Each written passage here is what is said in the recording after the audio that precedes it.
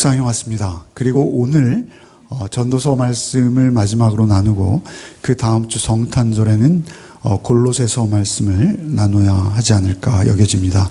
그래서 우리가 첫 전도서를 나누는 그 시간에 우리가 이미 결론을 언급한 바가 있습니다만 우리가 다시 한번 전도서 전체의 결론을 우리가 또렷이 새기지 않으면 전도서를 읽으면서 많은 의문과 또 어려움, 또 난해한 그런 말씀들 가운데 우리가 쉽게 빠질 수 있다는 사실입니다.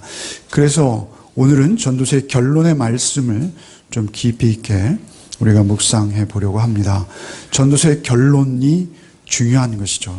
전도서는 사실 결론을 향해서 모든 말씀이 달려왔고 또 모든 말씀이 결론에서 집약되고 있는 것입니다.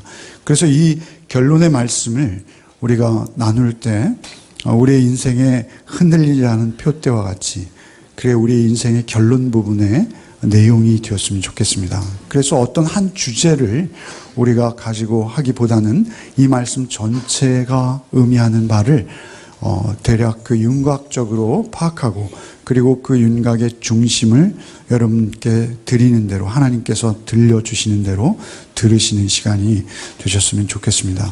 9절 말씀부터 보시면 전도자는 지혜자이어서 여전히 백성에게 지식을 가르쳤고 또 깊이 생각하고 연구하여 잠언을 많이 지었으며 전도자는 코헬렛이라는 히브리어라고 말씀을 드렸습니다.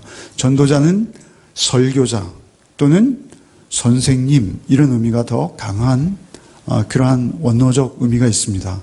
그래서 선생님으로서 또 가르치는 자로서 지혜자이어서 그렇죠? 솔로몬은 하나님으로부터 직접 지혜를 받았습니다.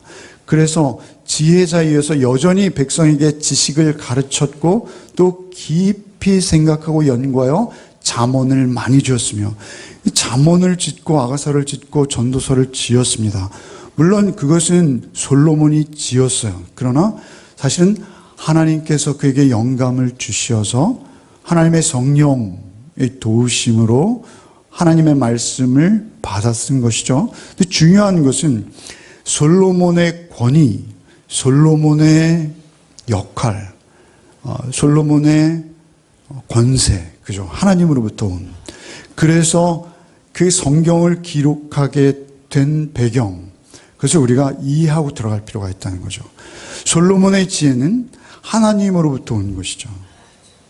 분명히 그가 그 지혜의 한계를 느껴서 그 지혜의 덧없음을 고백하고 있습니다만 사실은 우리의 지혜가 아무리 충만해도 하나님의 분량에 이를 수는 없는 것이죠. 근데 중요한 것은 그 지혜자로서 권위를 가지고 지금 이 말씀을 기록한다라고 말하고 있는 것입니다. 성경을 볼 때 우리 앞에 역사서 14권이 있고 뒤에 선지서 14권이 있습니다. 구약 성경이 앞에 14권, 뒤에 14권, 그리고 가운데 5권이 지혜서인데 그 지혜서는 인간이 하나님을 향한 그런 관점에서 기술되었습니다. 나머지는 하나님께서 일방적으로 역사를 주관하신 내용이 역사서이고요.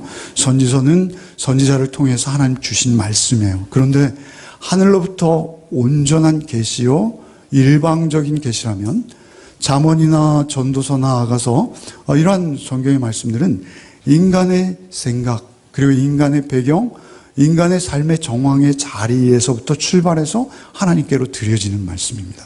그럼에도 불구하고 그것은 하나님의 기록임이 분명합니다. 그럼에도 불구하고 인간이 들여 올리는 고백이 포함된 그러한 말씀이죠. 그래서 이 말씀을 통해서 여전히 백성에게 지식을 가르쳤고 또 깊이 생각하고 연구하여 잠언을 많이 지은 그 권세 있는 믿을 수 있는 솔로몬의 지혜 아시잖아요. 그죠? 모든 백성들이 솔로몬의 지혜를 인정하지 않을 수 없었어요. 한 자녀를 놓고 두 여인이 다투고 있을 때 솔로몬이 그의 지혜를 발휘하잖아요. 누구도 솔로몬의 지혜를 부인할 수 없었습니다. 그리고 그 솔로몬의 지혜를 배우고자 심지어는 멀리서도 찾아왔죠. 중요한 것은 그렇게 연구하여 잠언을 많이 지은 그 솔로몬이 10절에 전도자는 힘써 아름다운 말들을 구하였나니, 결국은 그 솔로몬이 전하는 말씀은 구해서 얻은 것이죠. 근데 중요한 것은 어떻게 해요? 아름다운 말들을 힘써서 구했다라고 이렇게 고백하고 있어요. 천번제를 드리기도 하고요. 그리고 삶의 자리에서도 늘 하나님을 경외하고 하나님의 말씀에 순종하는 삶을 살아내려는 힘씀이 있었어요. 힘씀과 애씀 속에서 아름다운 말들을 구했다. 아름다운 말. 그래서 아름답다는 말은요, 어떤 시인이 참 시를 아름답게 기록했다, 이런 의미가 아닙니다. 여기서 아름답다는 말은요, 기쁨으로 우리에게 만족을 주는 말씀이다, 이런 의미예요. 그래서 여기서 아름답다는 말은 무엇이냐면요, 우리의 삶의 정황이나 우리의 삶 속에서 드는 의문, 어려운 상황, 그래서 사실은 성경이 제시하는 어떤 한 방향을 쭉 관통하는 그러한 말씀도 있습니다만, 전도서의 말씀은 삶의 정황과 상황 속에서 너무나 복잡 다단한, 그래서 어떤 절대 가치에 우리를 다 매일 수 없는 그러한, 우리가 그러나 사실은 성경의 말씀 가운데서 가장 난해하지만 우리의 인생 중에서 우리에게 끊임없이 밀려오는 의심, 그 허무함, 그 밑도 끝도 알 수 없는, 발밑이 한없이 꺼져 들어갈 것 같은 그러한 허탈함, 이러한 모든 것들을 숨김없이 다 드러내고, 우리 인간이 그러한 모든 상황을 직시하면서 하나님의 뜻을 분별하고 알아가는, 사실 그게 아름다운 거예요. 우리가 아름답다라는 것은 무엇이냐면, 우리 인간의 언어로 치장한 어떤 그러한 것이 아니라, 그것이 하나님 앞에서 참으로 우리의 인생의 길을 치우치지 않고 걷기 위해서 고민하고 갈등하고 번민하고 때로는 번뇌하는 그 상황을 우리에게 풀어주시고 숨기지 않고 드러내고, 그리고 그 상황에 대해서 우리에게 그 길을 제시하시는, 그게 아름다운 것인데요, 그 아름다움을 힘써 구했다는 거예요. 지혜를 받은 자가, 하나님께로부터 지혜를 받은, 권위와 권세가 있는 그가 힘써서 아름다운 말씀들을 힘써서 하나님께 구한 것이죠. 그래서 전도자는 힘써 아름다운 말들을 구하였나니 진리의 말씀들을 정직하게 기록하였다. 진리는 변하지 않는 하나님의 말씀이죠. 그 진리의 말씀들을 또한 정직하게 기록한 것, 그것이 중요합니다. 우리 현존하는 말씀은요, 우리가 설교를 하고 목사님들이 강단에서 선포를 하지만 그 말씀들이 다 하나님의 말씀일 수는 없어요. 중요한 것은 그 말씀이 진정 하나님께서 하신 말씀, 하나님의 기록된 말씀일 때 그 말씀은 권위가 있는 것이요, 그 말씀은 진리가 되는 것인데, 그 진리의 말씀들을 정직하게 기록하였다, 이렇게 말씀해요. 우리는 어떤 말씀이든지 그 말씀을 볼 때 우리의 주관적인 입장, 주관적인 이해관계를 가지고, 그리고 어떤 의도와 목적을 거기에 포함시켜서 하나님의 말씀을 가하거나 감할 수 있는 소지가 굉장히 많은 자들이에요. 그렇기 때문에 인간이 그 말씀을 담아낼 때 그것을 나의 어떤 의도나 뜻이 포함되지 않은 정직한, 이것은 순전한, 순수한, 하나님의 온전한 그 말씀을 정직하게, 진리의 말씀들을 정직하게 기록하였나니, 바울 사도께서 이렇게 고백하시죠. 갈라디아 1장 10절 말씀에, 이제 내가 사람들을 좋게 하랴 하나님을 좋게 하랴 사람들에게 기쁨을 구하랴 내가 지금까지 사람의 기쁨을 구하는 것이었다면 그리스도의 종이 아니다, 이렇게 말씀하신 거예요. 중요한 것은 말씀은 우리에게 늘 편안하고 그저 세속적인 표현으로 아름답다, 아름답다라는 번역, 사실은 이게 다른 곳에서 용례는 기쁨이라고 표현되어 있습니다. 기쁨, 우리에게 진정한 만족과 기쁨을 주는, 영어 성경 delightful이라고 되어 있는데요, 중요한 것은 우리에게 그렇게 기쁨을 주는 말씀, 그 기쁨을 주는 말씀을 정직하게 가감없이 전했다는 것이죠. 기독교 강요를 읽으신 분들이 많이 있으실 텐데요, 캘빈이라는 분이 이렇게 말하고 있어요. 설교자들이 얻으려고 노력한 것은 한 가지뿐이었다. 성경에 등장하는 설교자들이 있죠. 사도행전에 베드로도 설교를 하고 바울 사도도 설교를 하죠. 설교자들이 얻으려고 노력한 것은 한 가지뿐이었다. 자기들의 죄를 알고 당황하며 하나님의 심판에 대한 두려움에 가슴을 찔린 사람들이 자기들이 노엽게 한 그분 앞에 꿇어 엎드려 겸손한 태도를 가지며 진정한 회개로 바른 길에 다시 들어서는 것이었다. 그 설교는 오직 한 가지 목적을 가지고 행해져야 되는 것이요, 하나님의 모든 말씀은 오직 한 가지 목적을 가지고 있다는 것입니다. 다시 한번 읽어드리겠습니다. 설교자들이 얻으려고 노력한 것은 한 가지뿐이었다. 자기들의 죄를 알고 당황하며 하나님의 심판에 대한 두려움에 가슴을 찔린 사람들이 자기들이 노엽게 한 그분 앞에 꿇어 엎드려 겸손한 태도를 가지며 진정한 회개로 바른 길에 다시 들어서는 것, 그것이 설교가 되도록 노력했다라는 것이죠. 사도행전 2장에 보면 베드로의 첫 설교가 나오죠. 베드로의 첫 설교를 들은 청중들이 베드로에게 보인 반응은 우리가 예수를 죽였으니 어찌할꼬였습니다. 우리가 예수를 십자가에 못 박여 죽였으니 이제 이 큰 죄를 지었으니 우리가 어찌할꼬. 그때 베드로가 그들을 향해서 한 말씀 하나였어요. 오직 너희가 회개하여 그리스도 예수의 이름으로 세례를 받고 성령을 받으라는 말씀이었어요. 중요한 것은 우리가 정직히 하나님 말씀 앞에 늘 서야 되는 거예요. 그래서 목사가, 제가 여기서 어떠한 말을 하더라도 여러분 그 말을 들으는 것이 아니라 그 세속적이고 세상적인 지혜가 묻어있는 말이 아니라 기록된 성경의 말씀을 바로 보고 바로 해석하고 그것을 나에게 적용할 수 있도록 말씀을 봐야 되는 것입니다. 말씀에 주목해야 되는 것입니다. 그 외의 모든 것들은 다 잡다한 것들이요, 우리에게는 아무 필요 없고 오히려 우리를 혼란하게 하는, 혼탁하게 하는, 미혹하게 하는 그러한 말들이 될 수 있다는 것입니다. 제일 중요한 것은 솔로몬도 역시 진리의 말씀들을 정직하게 기록하였다. 정직하고 순수하고 균형 잡힌 모습이 설교자에게 가장 요구되는 바입니다. 항상 부족함을 느끼죠. 중요한 것은 여러분들이 여기에 편안히 앉아 있다가 아주 만족스러운 아름다운 말들만을 듣고 그리고 여러분의 삶의 자리로 돌아간다면 우리는 정령 그리스도인이 아닐 수 있습니다. 우리가 모든 듣는 말씀이 우리를 찔러서 어찌할꼬라는 고백이 우리에게 반드시 있어야 되는 것이죠. 그래서 설교자는 항상 괴로울 수밖에 없는 것이고, 우리가 하나님의 말씀 앞에 설 때 그렇게 웃음으로 희희낙낙하며 하나님 말씀 받을 수 없다는 것입니다. 정직하게 하나님 말씀 앞에 우리가 쓰는 것은 우리가 늘 하나님과 멀어졌던 우리가 하나님을 향해 돌이키는 자리라는 것을 여러분은 늘 잊지 마시고 말씀 앞에 서야 됩니다. 그리고 그 말씀으로 여러분이 예배 드릴 때 하나님 우리의 예배를 받으시는 줄 믿습니다. 중요한 것은 우리가 항상 하나님 앞에 어떠한 자세로 서야 되는가? 라는 것이죠. 11절에 지혜자들의 말씀은 찌르는 채찍들 같고 회중의 스승들의 말씀은 잘 박힌 못과 같다. 이렇게 말씀하시는 거예요.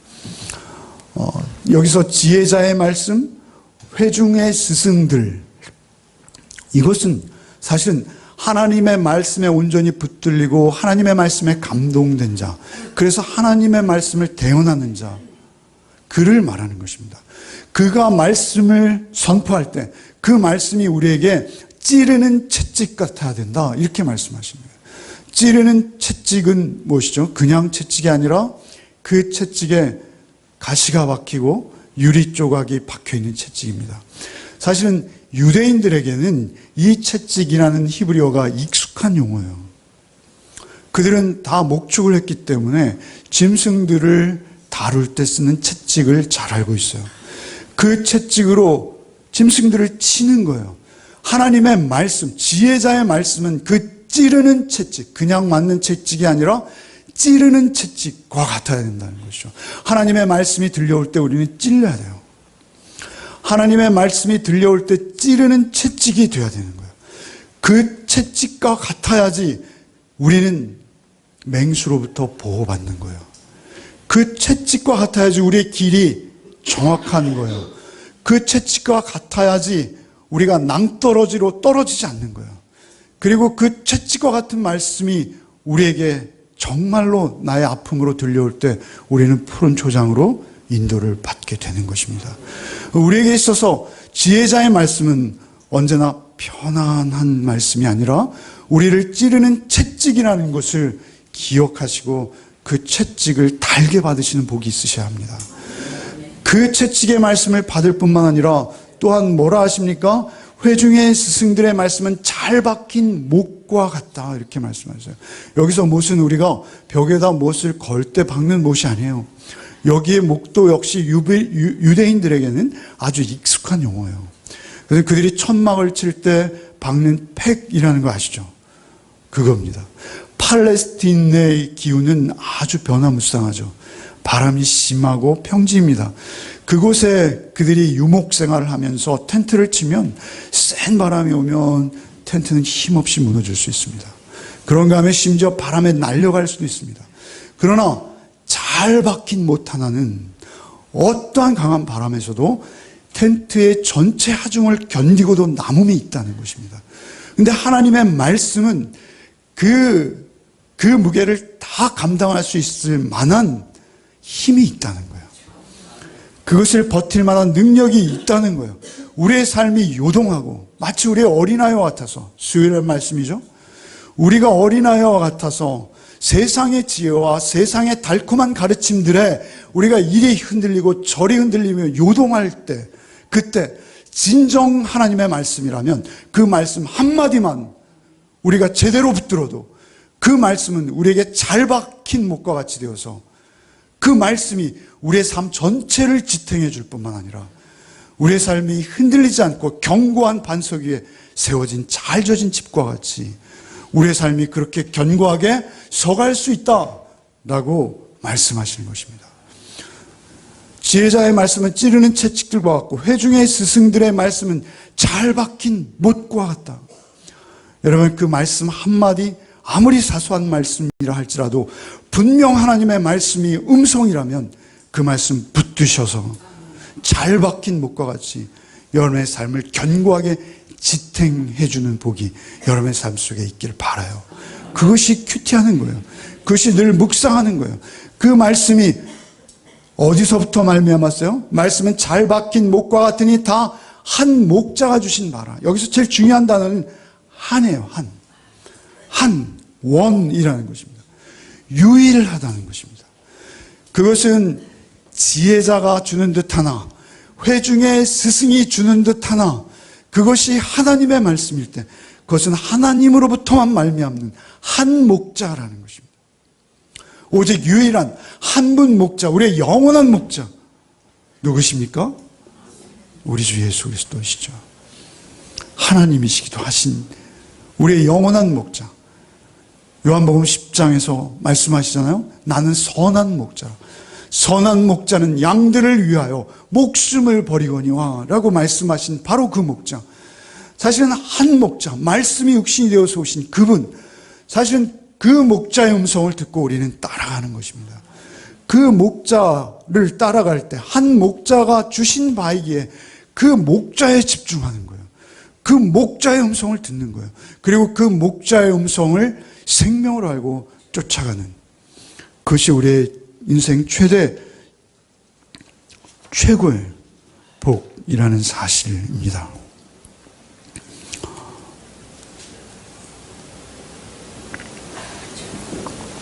12절 말씀, 내 아들아 또 이것들로부터 경계를 받으라.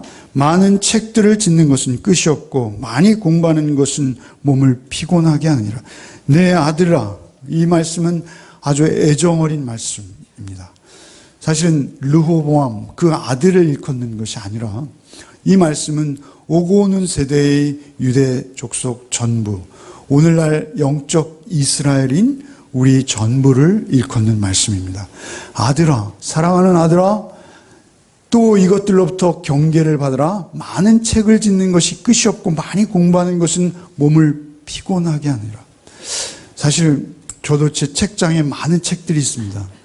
많은 책들이 있는데 좀 정리하려고 해요. 성경을 보는데 요긴한 책 외에는 다 없애고 싶어요. 그래서 저는 마태복음에서부터 계시록까지, 창세기에서부터 말라기까지 그 책을 보는데 도움이 되는 책들을 그 순서대로 꼽아놨어요, 사실은. 그런데 거기에 들어가지 않는 책들이 있어요. 여러분도 여러분들의 서재에 많은 책들이 있을 거예요. 이건희 자서전, 이런 책들. 그런데 사실은 그러한 책들이 우리를 지혜롭게 하는 게 아니라는 것이죠. 세상은 뭐 넓고 뭔가요? 그러한 유의 책들이 우리를 오히려 미혹하고 혼잡하게 한다는 거예요. 어떤 연로하신 분의 고백이 이렇게 말씀하시더라고요. 책장에 많은 책들 다 치우고 굵은 성경책 한 권 딱 갖다 놨다는 거예요.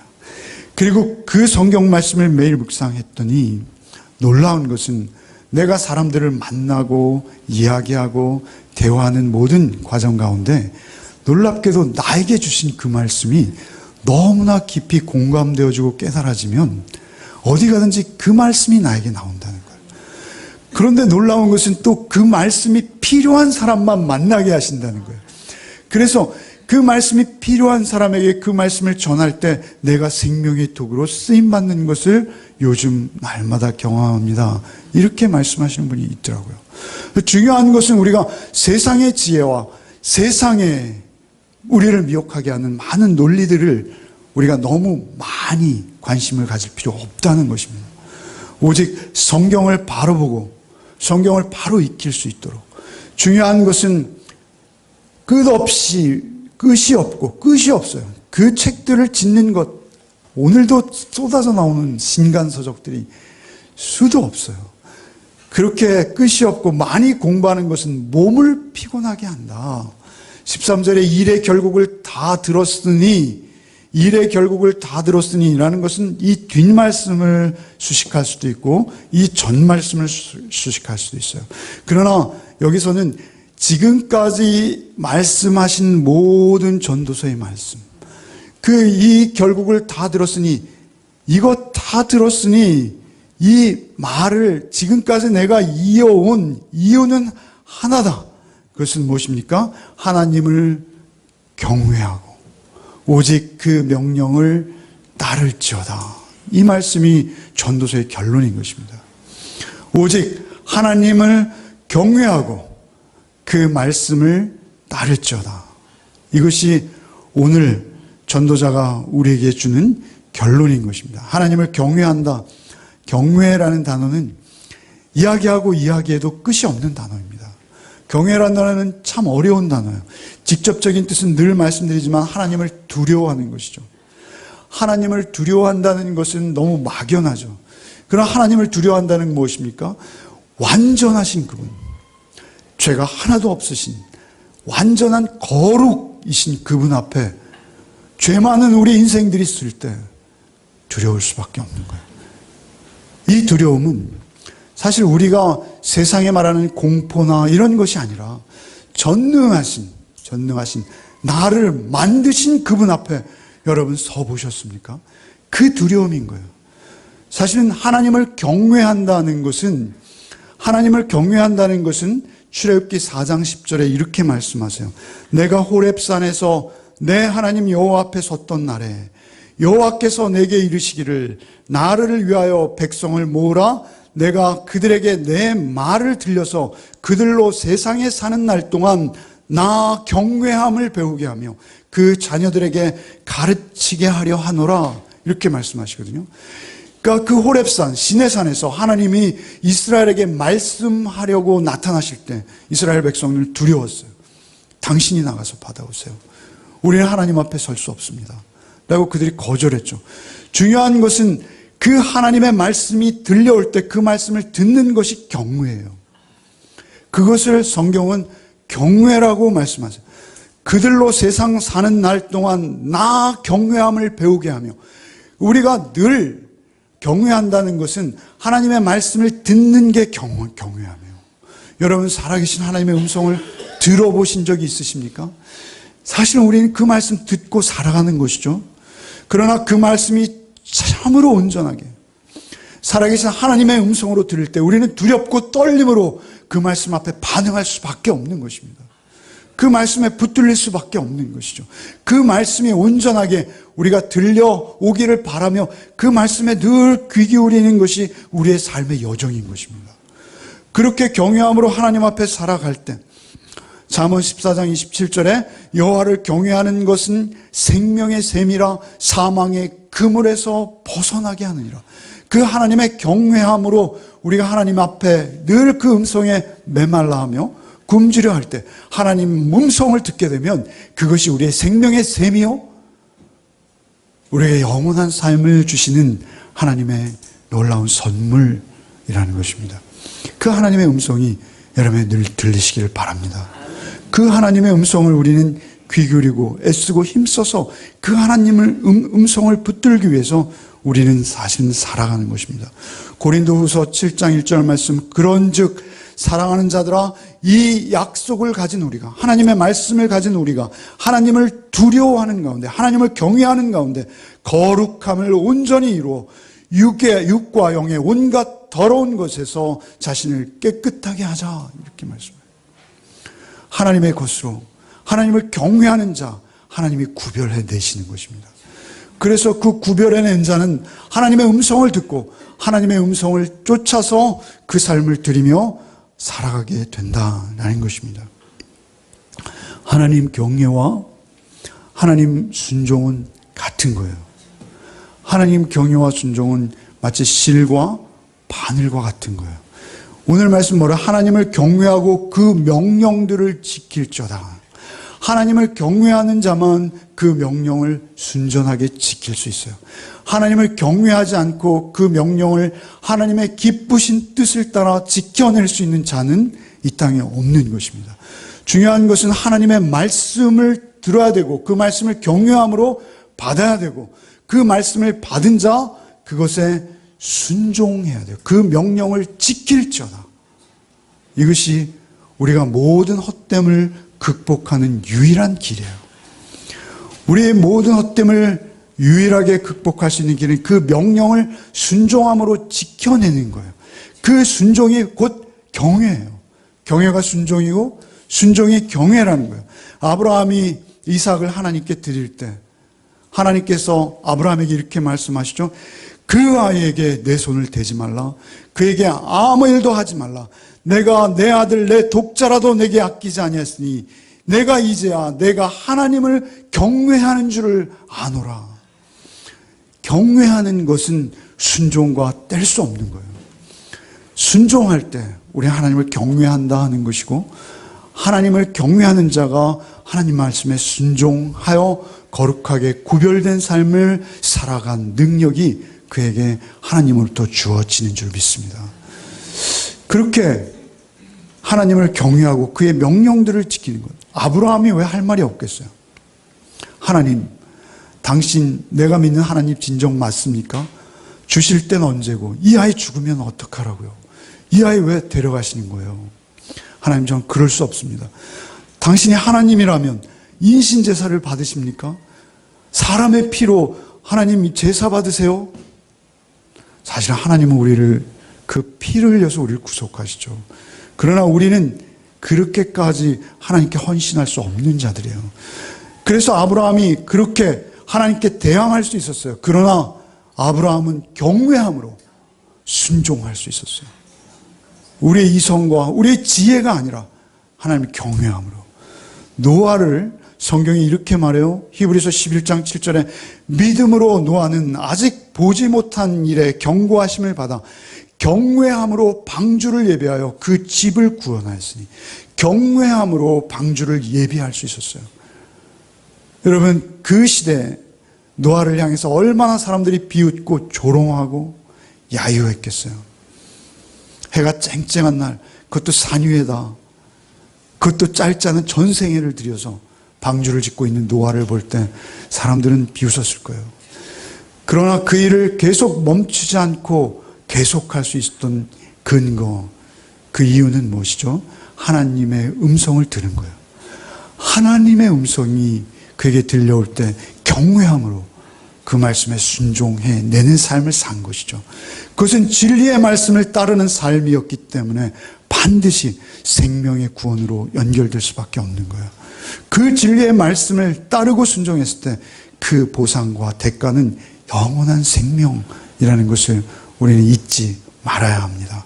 오직 그 말씀에 나를 쳐서 복종시키는 자, 그가 하나님을 경외하는 자다. 성경은 이렇게 말씀하고 있는 것입니다. 14절 말씀, 하나님은 모든 행위와 모든 은밀한 일을 선악간에 심판하시리라. 하나님의 심판이 있다는 것을 아는 게 우리의 복이에요. 사실은 그 모든 헛됨 가운데 우리가 자유하는 것은요, 하나님의 심판이 있다는 것을 알 때 우리의 인생, 우리의 삶이 유의미해지는 거예요. 우리의 삶이 진정한 의미를 갖기 위해서는 하나님의 심판이 있다는 것을 명심하는 것입니다. 여러분, 요즘 청문회 보시잖아요. 저는 정말 이해가 안 가는 부분이, 그 이화여자대학은 선교사님이 세운 기독교 학교입니다. 그리고 그 학교의 교직원들은 거의 다 제가 알기로는 100% 기독교인들로 알고 있어요. 그런데 그들이 교회를 출석하는 그들이 청문회에 나와서 한결같이 분명히 부정할 수 없는 사실이잖아요. 누가 특혜를 주지 않았으면 그가 어떻게 입학했고, 그가 학교에 출석도 하지 않는데 어떻게 학점이 졸업할 수 있을 정도까지 나올 수 있겠어요. 그런데 아무도 만난 적도 없다, 모른다, 만나긴 만났는데 특혜를 준 적은 절대 없다. 하나님의 심판이 있다는 것을 우리가 모르는 거예요. 우리가 다 아는 듯하나 저 역시도 한 번 한 번 설교를 할 때마다 느끼는 것은 너무 진지하지 않다는 거예요. 그 심판 앞에서 어떻게 그렇게 편안하게 설교할 수 있는지 저는 제 자신이 이해가 가지 않을 지경입니다. 중요한 것은 우리가 그 모든 행위와 은밀한 일, 심지어는 설교자의 마음까지도 하나님께서 다 꿰뚫고 있다라는 것을 우리가 잊고 있는 것은 아니죠. 우리에게 있어서 가장 부끄러운 것은 우리의 은밀한 일을 선악간에 심판하시는 하나님이 계시다는 것을 얼만큼 뚜렷이 알고 있느냐가 우리의 삶을 결정하는 것입니다. 그렇지 않으면 하나님을 경외할 수 없어요. 하나님 경외함이라는 것은 그 심판이 있다는 것을 알 때 하나님을 비로소 두려워할 수 있는 것입니다. 그리고 그분이 나를 창조한 창조주이실 뿐만 아니라 나를 위해서, 나를 구원하시기 위해서 피 흘리신 동시에 성자 하나님이심을 알 때만 우리는 사랑으로 경외하며 하나님의 말씀에 순종해내는 삶을 살게 되는 거예요. 그 능력이 오직 그 심판과 경외와 순종이 다 한 고리로 연결되어 있다는 것입니다. 그래서 어느 한 가지만 강조할 수 없는 거예요. 그래서 이 전도서의 전체 결론은 문맥을 가지고 우리에게 그 상황을 균형 있게 말씀해주고 있는 것입니다. 여러분, 이제 한 해가 다 가고 있습니다. 한 해를 늘 보내면서 우리가 셈을 하죠. 계산을 합니다. 올해는 나의 소득이 얼마나 증가했나? 내지는 올해는 내가 어떤 열매들을 거두었나? 이런 걸 우리는 셈하죠. 진정한 셈은 그러한 셈이 아닙니다. 진정한 셈은 내가 하나님을 경외함으로 올 한 해 얼마나 하나님 앞에 순종의 제사를 드렸는가. 그것이 여러분의 열매입니다. 그 순종의 제사를 드린 자가 사실은 그 자체로 하나님의 열매입니다. 하나님의 천국 곳간에 쌓여질 하나님의 열매로 내가 이 한 해를 살았는지 우리는 돌아보아야 할 때입니다. 전도서의 전체 메시지는 무엇입니까? 헛되다는 것입니다. 결국 우리의 인생은 잠깐 보였다 없어지는 안개요. 들풀, 이름 모를 들풀에 피었다가 지는 꽃이요. 우리의 인생은 그렇게 헛되고 헛되며 헛되고 헛되다는 것을 바로 오늘 9절이 있는 앞절 8절에서 다시 강조하고 시작하는 것이죠. 처음에 그렇게 시작했듯이 또 그렇게 시작하시고 이 말씀이 우리에게 주어지는 것입니다. 여러분, 전도서를 읽으면서 우리의 한 해의 살이를 돌아보십시오. 정말 우리의 한 해의 삶은 내가 보기엔 너무 복잡하죠. 그 상황 속에서 우리는 정말 헛되고 허무함 속에 늘 우리는 사로잡힐 때가 많습니다. 지혜, 전도자는 그래서 그것을 가감없이 솔직히 다 드러내는 거예요. 지혜, 최고인지 알았는데 이 지혜는 빛보다 더 낫다. 한 지혜로운 남자가 10 권세자보다 낫고 한 지혜로운 남자가 적의 침략으로부터 그들을 다 구원해낸다. 그러나 사실은 그 지혜자는 세상 사람들에게 인정받지도 못하고 세상 사람들에게 오히려 잊혀져 간다. 사실은 지혜가 최고다라고 말씀하시던 전도자가 어느 곳에서는 지혜가 별 볼 일 없다라고 말씀하시고 지혜자나 우매자나 죽기는 다 매일반이다 라고 말씀하십니다. 선한 행위를 하는 것이 최고의 복이다. 3장 12절에 사람이 사는 동안 기뻐하며 선을 행하는 것보다 나은 것이 없는 줄 내가 알았다. 이렇게 고백하시던 전도자가 또 다른 곳에서는 세상에 행하는 헛된 일이 있나니 악인의 행위대로 받는 의인도 있고 의인의 행위대로 받는 악인도 있는 것이라. 내가 이르노니 이것도 헛되도다. 의인이 선한 행위를 했는데 엉뚱하게 그 몫은 악인이 차지하는 거예요. 우리가 민주주의를 위해서 이한열 열사나 이러한 분들이 피를 흘리셨는데 그 민주주의 나라 기껏 세워놨더니 그 나라를 홀라당 말아먹는 자들은 또 따로 있는 거예요. 선인이 선한 행위로 무언가를 세워놔도 악인이 악한 행위로 그것을 차지하고 만다는 것이죠. 선행이 무슨 소양이냐. 이렇게 전도자가 선행의 의미를 평가절하하는 것이죠. 그런가 하면 지혜도 그렇죠. 생명도 그래요. 생명도 어떻습니까? 산 것이 죽은 것보다 나아. 산 개가 죽은 사자보다 나아. 사자가 아무리 명예롭고 용기 있고 그래 보여도 개가 아무리 멸시천대를 받아도 죽은 사자보다는 개가 나아. 그런데 어느 곳에 또 어떻게 말씀하세요? 아니다. 태어나지 않는 게 복이 있다. 사실은 이러한 모든 것들이 우리를 헷갈리게 하죠. 너무 혼돈스럽습니다. 그런데 이 혼돈스러운 것이 우리의 인생이라는 거예요. 그 혼돈 가운데서 우리가 그 혼돈의 헛됨 가운데서 진정한 의미와 가치를 찾는 거예요. 그 헛됨과 혼돈의 바닥을 치지 않고는 우리가 진정한 가치를 찾지 못한다는 거예요. 그 진정한 가치로 나가기 위해서 우리는 그 헛됨의 깊은 바닥, 사망의 음침한 골짜기를 홀로 걸어본 경험도 우리에겐 필요하다는 거예요. 그때 우리가 십자가 앞에서 나를 죽고 나를 부인하고 오직 예수의 음성을 듣는 거예요. 여러분, 예수의 음성을 어디에서 들을 수 있습니까? 요한복음 10장을 한번 가보시죠.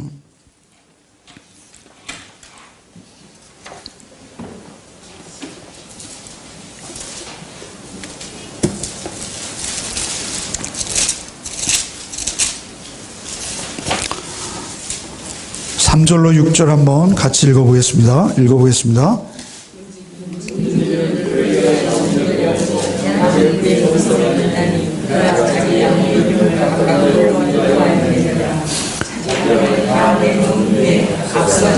남들이 그의 음성을 아는고 따라오되 타인의 음성을 알지 못하는 거로 따르지 아니하고 도리어 마음 하느니라. 예수께서 이 비유로 그들에게 말씀하시나 그들은 그 말씀이 무엇인지 알지 아니하니라. 그 비유로 많은 사람들에게 예수께서 말씀하셨으나 그 말씀을 아는 자가 있고 모르는 자가 있더라는 것입니다. 예수의 음성, 그 음성을 우리는 들어야 돼요. 날마다 들어야 돼요. 예수가 그 사랑의 음성으로 우리를 불러주셔야지 우리는 살 수 있어요. 그 예수의 음성이 우리에게 들려올 때 우리는 잘 박힌 못이 되는 거예요. 그것이 때로는 우리를 내리치는 채찍이 될 수도 있어요. 그러나 그 채찍을 달게 받는 거예요. 그리고 그 음성에 우리가 순종함으로 나가는 거예요. 그때 14절 15절 10장 14절 15절 나는 선한 목자라 내가 내 양을 알고 양도 나를 아는 것이 아버지께서 나를 아시고 내가 아버지를 아는 것 같으니 나는 양을 위하여 목숨을 버리노라. 그래서 늘 예수의 음성을 듣고 사는 거예요. 헛되고 헛됩니다. 하나님, 참으로 동으로 가야 할까요? 서로 가야 할까요? 우리가 엉거주춤하죠. 인생이 너무 허무하고 방황할 수밖에 없지 않습니까? 라고 우리가 하나님 앞에 불평합니다.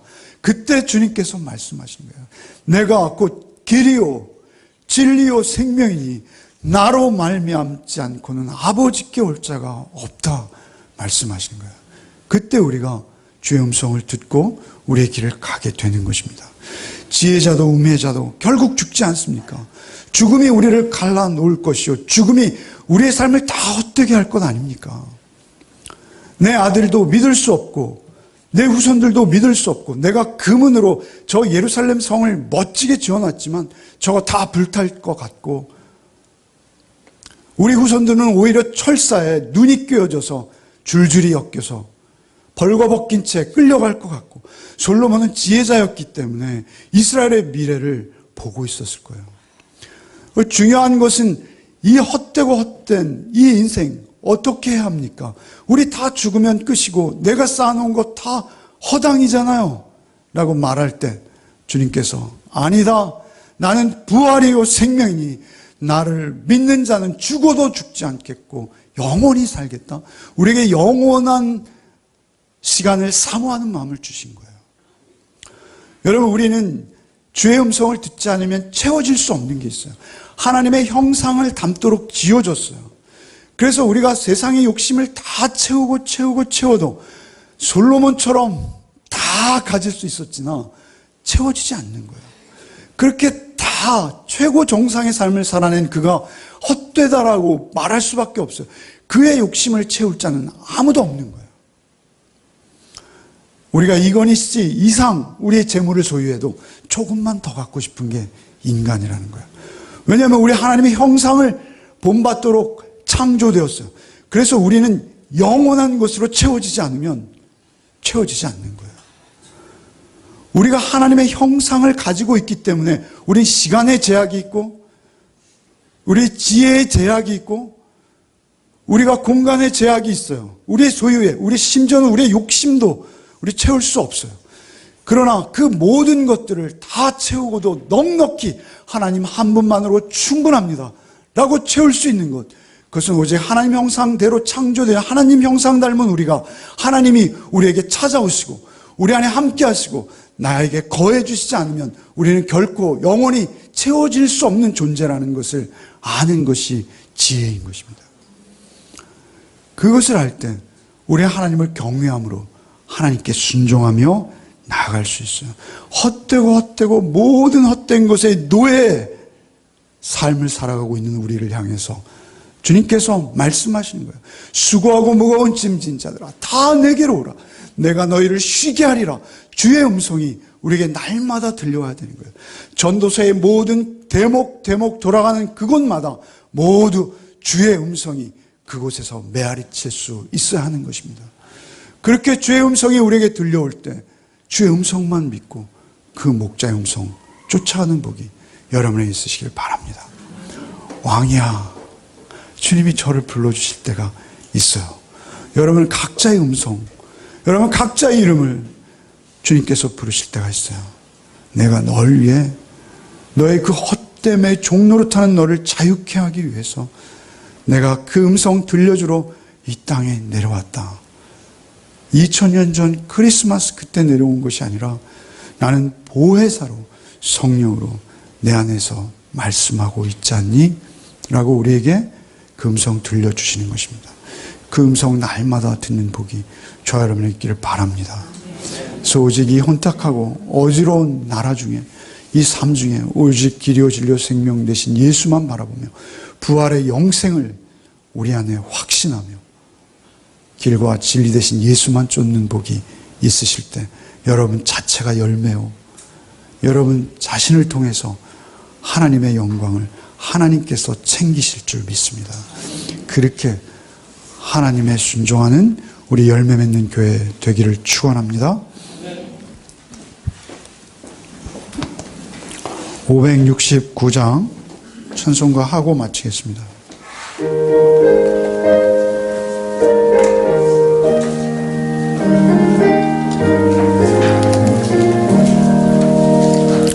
선한 목자 되신 우리 주 항상 인도하시고 푸른 풀밭 좋은 곳에서 우리 먹여주소서. 선한 목자 구세주여 항상 인도하소서. 선한 목자 구세주여 항상 인도하소서. 양의 문이 되신 예수여 우리 영접하시고 길을 잃은 양의 무리를 항상 인도하소서. 선한 목자 구세주여 기도 들어주소서. 선한 목자 구세주여 기도 들어주소서.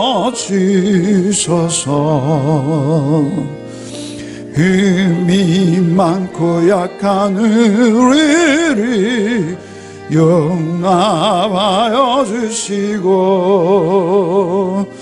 주의 넓고 크신 은혜로 자유 얻게 하셨네.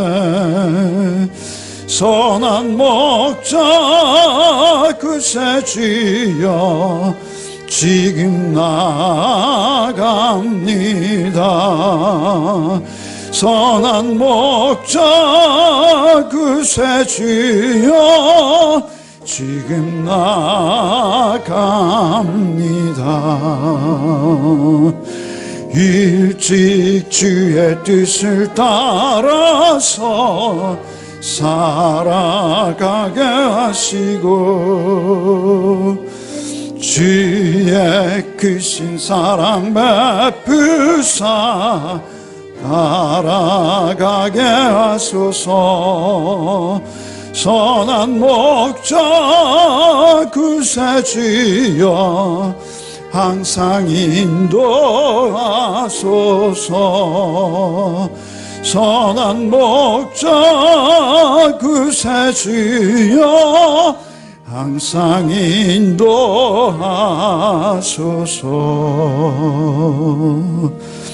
아멘. 일의 결국을 다 들었으니 하나님을 경외하고 그의 명령들을 지킬지어다. 이것이 모든 사람의 본분이니라. 전도자의 말씀을 오늘 우리가 들었습니다. 오직 우리의 목자 되신 주의 음성만 듣게 하여 주셔서 주님 우리를 부를 때 주의 음성을 우리가 아는 고로 주님만 따르는 삶이 되게 하여 주옵소서. 선한 목자 되신 우리 주 예수 그리스도만 우리에게 채찍이 되게 하시고 못이 되게 하셔서 우리의 삶 푸른 초장 쉴 만한 물가로 항상 인도함 받게 하여 주옵소서.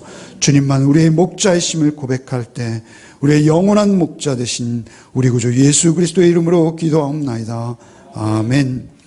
이제는 우리 구주 예수 그리스도의 은혜와 하나님 아버지의 크고도 극진하신 사랑과 성령의 교통감화 충만케 하시는 은총이 보혜사 성령으로 우리에게 오셔서 날마다 기록된 말씀 하나님의 음성으로 듣게 하시고 그 음성조차 우리의 삶을 치우치지 않고 균형 있게 살게 하신 주님의 말씀 음성만 주목하기로 한 우리 가족들을 위해 이제부터 영원토록 함께 계시기를 축원하옵나이다. 아멘.